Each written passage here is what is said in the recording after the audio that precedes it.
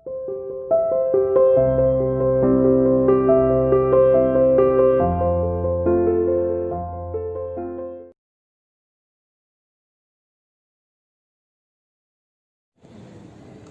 to CR International Online Classes. Hello students, how are you? Hope you are fine. बेटा, हम हमारी history की book का chapter number 3 read कर रहे थे, आरंभिक नगर। कौन सा चैप्टर था ये? आरंभिक नगर, जिसमें हमने हड़प्पा नगर के बारे में पढ़ा। हड़प्पा, मोहनजोदड़ो, लोथल, कालीबंगा, ऐसी बहुत सी जगहों के बारे में हम पढ़ रहे थे कि जो हड़प्पा शहर है, कि हड़प्पा शहर में सबसे पहले जब वहां पर हड़प्पा के पास जब पंजाब में रेलवे लाइन बिछाई जा रही थी तो कुछ लोगों को वहां उसके आसपास खंडरों में अच्छी ईंटें मिली। लोगों ने वहां से ईंटों को निकाला और रेलवे लाइन में यूज कर लिया। ठीक है। और उसके भी कई सालों के बाद पुरातत्वविदों ने जब उन खंडरों का निरीक्षण किया तो उन्होंने पाया ये तो कोई एक बहुत बड़ा नगर था। तो वहां की खुदाई की गई और उन नगरों को जैसे कि हड़प्पा हो गया, मोहनजोदड़ो हो गया, हड़प्पा सभ्यता के नाम से जाना गया। ठीक है। उस समय में लोग जो थे बहुत 2 या 3 मंजिल घर बनाया करते थे। नालियां बहुत अच्छी थी, मतलब लोगों ने काफी ज्यादा प्रगति की हुई थी। आज जिस टॉपिक के बारे में हम पढ़ेंगे वो है नगरों में रहने वालों के लिए भोजन।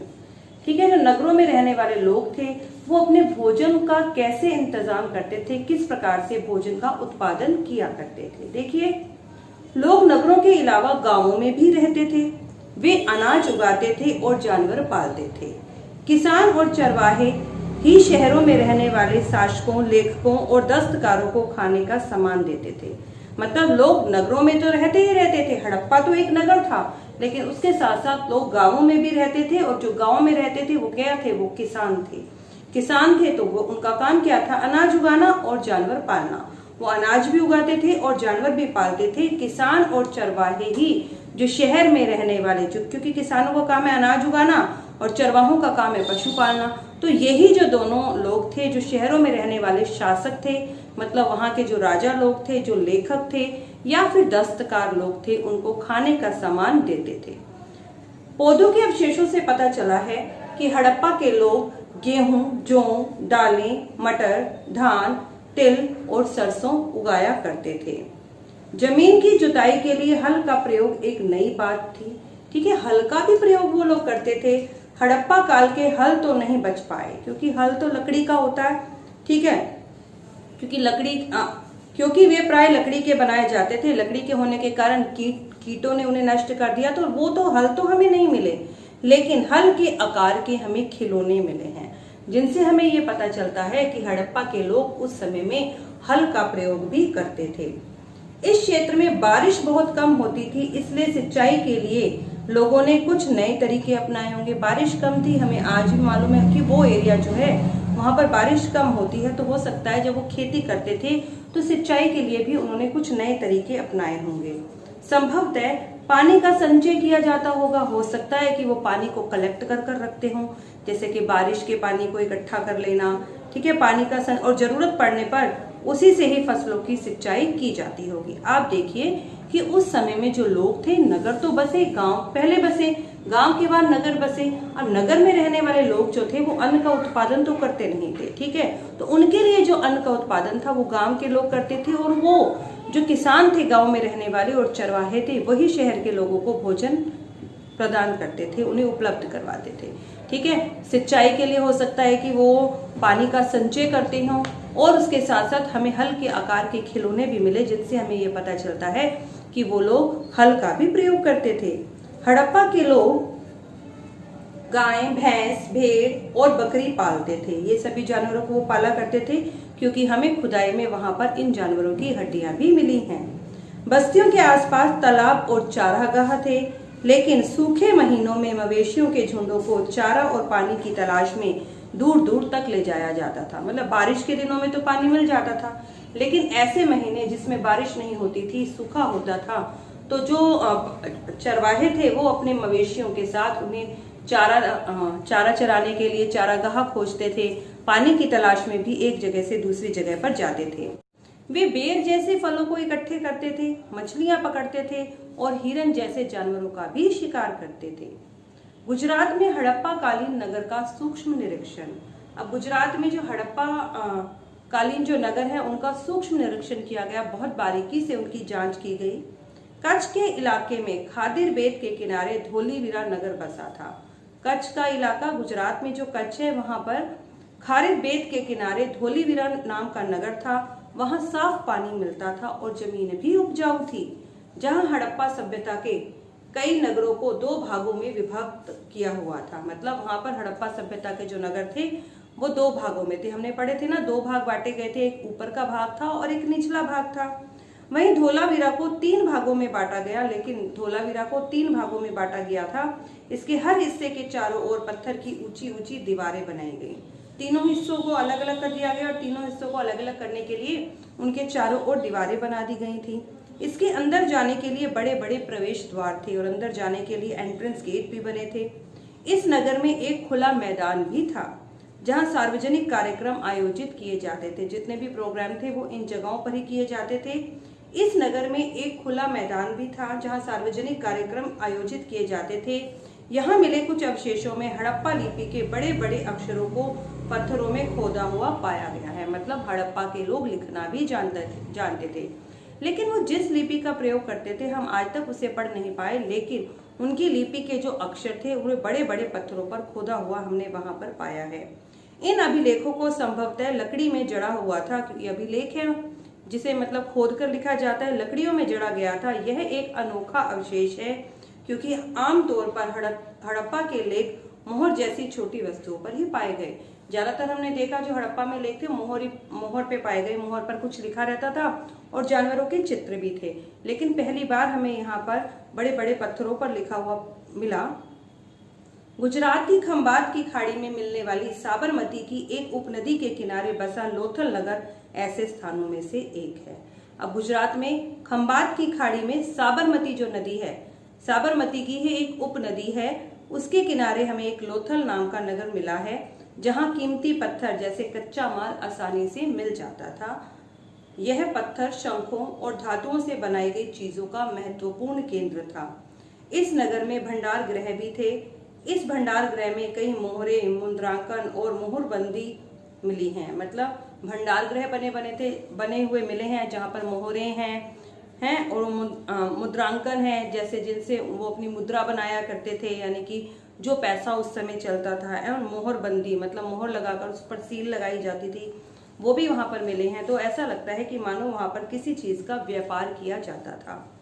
लोथल का बंदरगाह, यह बड़ा तालाब लोथल का बंदरगाह रहा होगा। लोथल के किनारे एक बड़ा तालाब मिला, माना जाता है कि ये वहां की बंदरगाह होगा जहां समुद्र के रास्ते आने वाली नावें रुकती थी और यहीं से ही शायद माल को उतारा और चढ़ाया जाता होगा, क्योंकि तालाब के किनारे है, समुद्र के साथ उसका लिंक है। तो नावें जो अपना माल लेकर आती थी या फिर यहाँ से माल को लेकर जाती थी, ये सब काम इसी जगह से किया जाता था, इसीलिए इसे बंदरगाह भी कहा गया है। यहाँ पर एक इमारत मिली है जहाँ संभवतः मनके बनाने का काम होता था। एक इमारत मिली, मनके बनते थे यानी मोती बनते थे, पत्थर के टुकड़े, अध बने मनके और मनके बनाने वाले उपकरण और तैयार मनके भी यहाँ मिले हैं। मतलब पत्थर के टुकड़े मिले, अध बने मनके जो भी आधे ही बने थे उनके कुछ टुकड़े हमें वहां मिले और मणके बनाने के उपकरण भी मिले हैं। इसलिए हमें पता चलता है कि इस इमारत में मणके बनने का काम होता था। मुद्रा और मुद्राकन या मोहरबंदी, अभी अभी हमने 3 शब्द पढ़े थे, मुद्रा, मुद्राकन या फिर मोहरबंदी। उनके बारे में भी कुछ दिया है। देखिए, मुद्राओं का प्रयोग सामान से भरे उन डिब्बे या थैलों को चिन्हित करने के लिए किया जाता होगा। मोहरों का प्रयोग मतलब मोहर लगा दी जाती थी डिब्बों पर, थैलों पर चिन्ह लगा दिया जाता था जिनसे एक जगह से दूसरी जगह पर भेज दिया जाता था। थैले को बंद कर उसके बाद उनके मुहानों को, मुहाने मतलब जो थैले का लास्ट कॉर्नर था ना, जो खुला हुआ था जहां से हमने सामान को डाला था, वहां पर गीली मिट्टी पोत कर उस पर मोहर लगाई जाती थी। मोहर की इस छाप को मोहरबंदी कहा जाता था।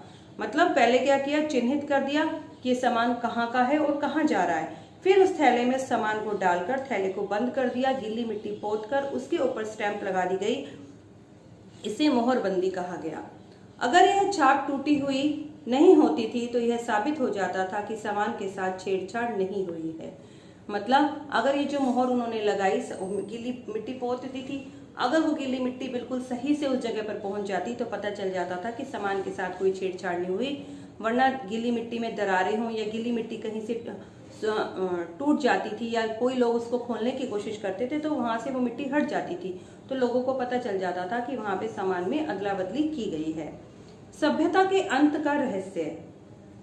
लगभग 3900 साल पहले एक बड़ा बदलाव देखने को मिलता है। अचानक लोगों ने इन नगरों को छोड़ दिया। ठीक है, कब? 3900 साल पहले लोगों ने इसे छोड़ दिया। लेखन, मोहर और बाटों का प्रयोग बंद हो गया। दूर दूर से कच्चे माल का आयात काफी कम हो गया। मोहनजोदड़ो में भी सड़कों पर कचरे के ढेर बनने लगे। जल निकास की प्रणाली नष्ट हो गई और सड़कों पर झुग्गी नुमा घर बनाए जाने लगे। कहने की क्या हुआ, इस सभ्यता का अंत कैसे हुआ, ये आज भी हमारे लिए एक रहस्य बना हुआ है कि वास्तव में इतनी बड़ी सभ्यता, इतने बड़े नगरों का अंत कैसे हो गया। वो देखिए, 3900 साल पहले कह रहे हैं कि अचानक लोगों ने यहाँ पर रहना छोड़ दिया। लेखन, मोहर और बाटों का प्रयोग भी बंद हो गया। जो लोग यहाँ से दूर दूर से कच्चे माल का आयात करते थे वो भी बंद हो गया।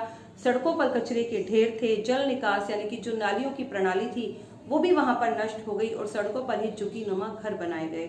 ऐसा क्या हुआ होगा, यह सब क्यों हुआ, कुछ नहीं पता, हम कुछ नहीं जानते इसके बारे में। कुछ विद्वानों का कहना है कि नदी सूख गई थी। जो नदी वहां बहती थी जिससे लोगों को पानी मिलता था, हो सकता है कि वहां पर नदी सूख गई हो तो पानी की तलाश में लोगों ने उस जगह को छोड़ दिया हो। अन्य का कहना है कि जंगलों का विनाश हो गया होगा, कि आसपास जो जंगल थे वो खत्म हो गए, जिसके कारण मानव को कच्चा माल मिलना खत्म हो गया तो वो उस जगह को छोड़कर चला गया। इसका कारण ये हो सकता है, जंगलों को छोड़ने का कारण उन्होंने एक और भी बताया कि ईंट पकाने के लिए ईंधन की जरूरत होती थी, क्योंकि उन्होंने अपनी इमारतों में ईंटों का प्रयोग किया। ईंट को पकाते थे तो ईंधन की जरूरत थी भट्ठे में जब ईंटों को डाला जाता था। इसके अलावा मवेशियों के बड़े बड़े झुंडों से चारागाह और घास चराने वाले मैदान भी खत्म हो गए। जो मतलब बड़े बड़े झुंड में जो चरवाहे थे अपने मवेशियों को चराने के लिए ले जाते थे, हो सकता है वहां पे चारागाह खत्म हो गए हो।